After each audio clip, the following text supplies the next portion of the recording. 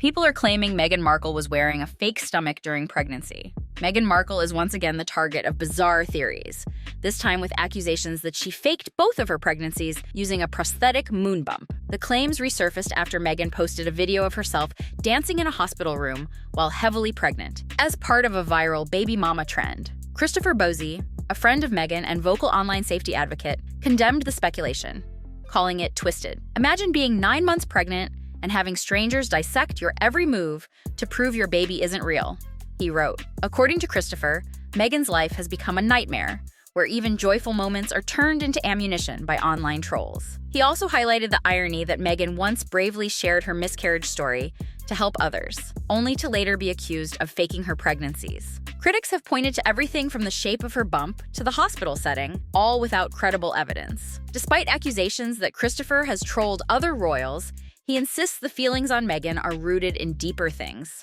Experts warn that even addressing such baseless theories can give them more oxygen, something Meghan may have tried to counter with humor in the lighthearted dance video. Allison Williams admits that there was no intimacy coordinator for Girls. Allison Williams is reflecting on her time filming Girls and revealing something surprising about the behind-the-scenes experience. While the HBO series was known for its bold and often intimate storylines, Williams recently shared that there were no intimacy coordinators on set during the show's 6-season run. Speaking on a podcast, Williams admitted, "We had so many intimate scenes to prep and work through. It would have been so helpful to have someone whose job was just that." She recalled a memorable moment when show creators Lena Dunham and Jenny Connor demonstrated a particularly awkward scene themselves, something she says should have been handled by a professional. Lena has also previously acknowledged that not having an intimacy coordinator was a major oversight, especially as she was juggling multiple roles as writer, director, and actor. She's since voiced her support for the now common industry practice, saying it allows actors to feel more comfortable and safe. Williams, now starring in Meghan 2, says she'd love a girls' reunion one day.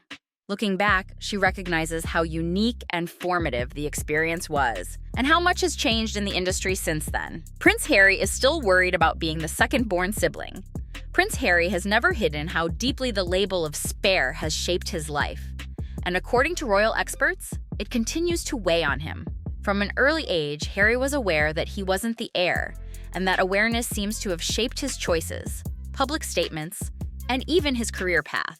In his memoir Spare, Harry wrote that he was brought into the world in case something happened to Willie, describing himself as Plan B. While royal author Ingrid Seward says this belief isn't grounded in fact, she notes it's a lens Harry has chosen to view his life through, one that's fueled resentment, tension, and, ultimately, distance from his family. Though being the second son gave Harry more freedom in his youth, it also brought a lingering sense of comparison and invisibility. Even now, some observers suggest he plays a secondary role in his marriage to Meghan Markle, whose ambitions in business and media are increasingly in the spotlight. As Harry continues to voice frustrations about his role within the monarchy, and now within his own family life, it's clear that the shadow of being the spare is one he still hasn't escaped.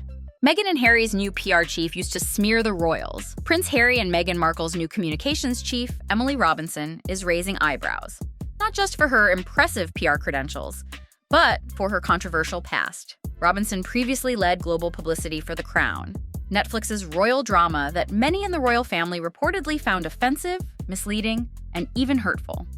While working at Netflix, Robinson promoted some of the show's most damaging storylines, including depictions of Charles plotting against the Queen and Diana's ghost appearing to the monarch. She also helped resist calls for a disclaimer clarifying that the series was fiction. Now, she's in charge of shaping Harry and Meghan's public image. Insiders find it ironic that the prince, whose own memoir Spare has been called fictional by some critics, would hire someone known for promoting a show many say distorted royal history. Though Harry has claimed he's more comfortable with The Crown than with tabloid stories, his family didn't share that view. Still, Robinson's hire signals a continued closeness between the Sussexes and Netflix, possibly hinting at new projects to come. Time will tell whether Robinson can help revive the couple's brand or simply add to the long list of PR hires who've come and gone. Justin Baldoni still denies everything after his countersuit got dropped. Justin Baldoni is standing his ground in his feud with Blake Lively, despite a recent setback. 2 weeks after a judge dismissed his $400 million countersuit against Lively and her husband, Ryan Reynolds, Justin has decided not to amend or refile his claims.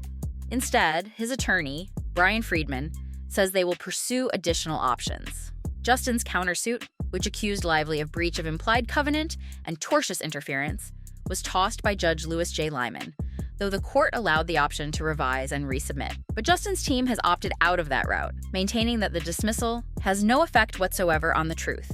Friedman also denied Blake Lively's allegations, calling them factually baseless, and affirming that Justin would continue to defend himself vigorously. Despite the dropped countersuit, Justin saw a small win when Judge Lyman denied Lively's request for a protective order. Her motion aimed to prevent Justin from accessing text messages between her and Taylor Swift, communications his team claims could be key evidence.